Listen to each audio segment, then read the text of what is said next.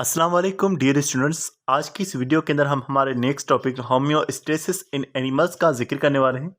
और होम्योस्टेसिस के अंदर जो हम पहला टॉपिक जिक्र करेंगे वो है हमारे पास ऑस्मो रेगुलेशन।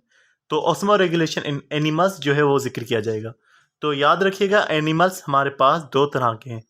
एक होते हैं एक्वाटिक एनिमल्स और दूसरे होते हैं टेरेस्ट्रियल एनिमल्स, यानी कि पानी में रहने वाले, और दूसरा ज़मीन पर रहने वाले एनिमल्स। तो यहाँ पर ये जो फिश दिखाई गई है ये भी एक्वाटिक इन्वायरमेंट में रहती है, और ये जो हमारे पास अमेबा है ये भी एक्वाटिक इन्वायरमेंट के अंदर मौजूद होता है। अब जो है हमारे टॉपिक की शुरुआत करते हैं। तो अगर हम ऑस्मो रेगुलेशन की बात करें तो प्लांट्स की तरह like plants animal live in aquatic and terrestrial habitat. जो एनिमल्स हैं वो भी प्लांट की तरह एक्वाटिक इन्वायरमेंट में भी रहते हैं और टेरेस्ट्रियल यानी जमीनी इन्वायरमेंट में भी रहते हैं। According to their environment their cell require more critical balance of water and solutes. अपने इन्वायरमेंट के हिसाब से उन्हें वाटर और सॉल्यूट को बैलेंस करना पड़ता है। तो अब हम यहाँ पर देखते हैं कि वाटर और सॉल्यूट को किस तरह से बैलेंस किया जा रहा है। याद रखें, दो तरह के एनिमल्स हो गए, एक्वाटिक इन्वायरमेंट में रहने वाले और दूसरा टेरेस्ट्रियल में। सबसे पहले हम एक्वाटिक का जिक्र करेंगे। The aquatic conditions are classified on the basis of concentration of salt present in it. Aquatic condition को हमने साल्ट की बेस पर डिवाइड किया हुआ है। The water which contain very low amount of salt car fresh water. वो water जिसके अंदर बहुत कम अमाउंट में साल्ट होता है उसे फ्रेश वाटर कहा जाता है, और दूसरा उसे हाइपोटोनिक भी कहा जाता है। The water contain high salt called marine water.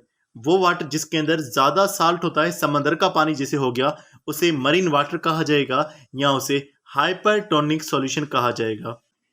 तो अगर हम osmo regulation in fresh water का जिक्र करें तो जैसे मैंने आपको पहले बता दिया कि फ्रेश वाटर का मतलब होता है हाइपोटोनिक इन्वायरमेंट, यानी जहां पर सॉल्यूट कम हो। तो अगर बाहर में यानी कि पानी के अंदर सॉल्यूट कम मौजूद है तो उसका मतलब ये होगा कि ऑर्गेनिज्म के अंदर जो है सॉल्यूशन ज़्यादा मौजूद होगा, ज़्यादा अमाउंट में साल्ट मौजूद होगा। यानी कि fresh water animals have hypertonic condition inside their body are cells, यानी कि उनकी बॉडी के अंदर हाइपरटोनिक सॉल्यूशन है, ज़्यादा सॉल्यूशन मौजूद है। तो ऑस्मोसिस का उसूल भी यही कहता है कि जिस तरफ जो है सॉल्यूट ज़्यादा होगा वाटर वहाँ ज़्यादा मूव करेगा। तो इनकी बॉडी के अंदर जो है सॉल्यूट ज़्यादा है, वाटर ज़्यादा इनकी बॉडी में मूव करेगा। अब यहाँ यूनिसेलर और मल्टीसेलर एनिमल्स का जिक्र है जिनको हम जो है डायग्राम की मदद से समझने की कोशिश करते हैं। अगर हम अमेबा की बात करें कि अमेबा किस तरह से अपने साल्ट को और अपने वाटर को बैलेंस कर रहा है, तो याद रखिएगा कि अमेबा के अंदर की बॉडी हाइपरटोनिक है, यानी कि वाटर जो है ऑस्मोसिस के जरिए से इसकी बॉडी में दाखिल होगा। दूसरा पॉइंट देखें, एक्सेस वाटर इंटर्स कॉन्ट्रेक्टाइल वैक्यूल। जो वाटर होगा वो उसके अंदर जो है वैक्यूल्स बनेंगी जिन्हें कॉन्ट्रेक्टाइल वैक्यूल कहा जाता है। उन वैक्यूल्स में पानी जमा होता रहेगा, जितना ज़्यादा वाटर आएगा उतना ही ज़्यादा वैक्यूल स्वेलअप होगा, फूलेगा। फिर ये जो वैक्यूल है वो सेल मेम्ब्रेन के पास पहुंचेगा और वहां अपने वाटर को लॉस कर देगा। तो जितना ज़्यादा वाटर इनकी बॉडी में जमा होगा ये उतना ही वाटर जो है अपनी बॉडी से लॉस कर देंगे, क्योंकि इनके पास सेल वाल नहीं होती। इन्हें चांस होता है इनके सेल के ब्रस्ट होने का, ज़्यादा वाटर आएगा सेल फट सकते हैं। तो इस वजह से ये वाटर को ज़्यादा लॉस कर लेते हैं, अपनी बॉडी से बाहर भेज देते हैं।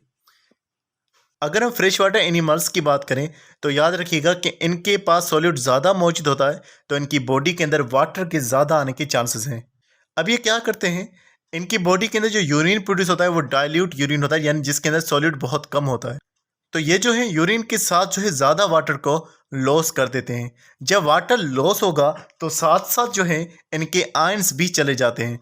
तो आयंस को दोबारा से जो है ये फूड के ज़रिए से इनटेक करते हैं, या फिर आयंस को जो है ये अपने गिल्स के ज़रिए से दोबारा हासिल कर देते हैं। जो सॉल्यूट है उनको दोबारा से ये गिल्स के ज़रिए से हासिल कर देते हैं। तो इनका जो यूरिन प्रोड्यूस होता है वो डाइल्यूट यूरिन होता है।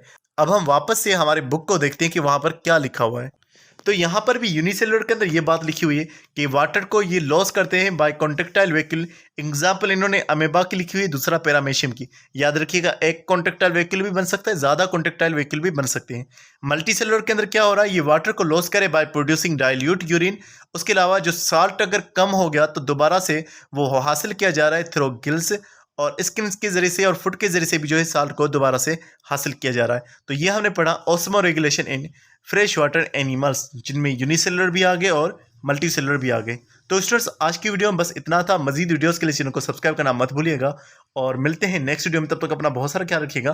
खुदा हाफिज़।